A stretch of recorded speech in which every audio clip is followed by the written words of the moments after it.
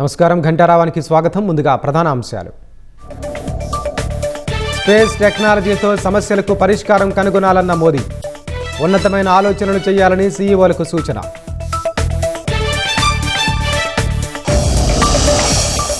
విజయవాడ శివారు బైపాస్ రోడ్డులో ఘోర ప్రమాదం. అతివేగంతో డివైడర్ను ఢీకొట్టి బొలెరో బోల్తా, ఒకరు మృతి.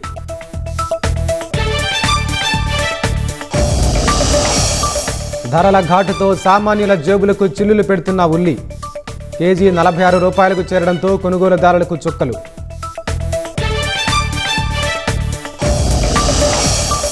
ఢిల్లీ ముకుంద్పూర్లో పోలీసులపై దాడి. వాహనం సీజ్ చేశారని కళ్ళలో కారం చల్లిన దుండగులు.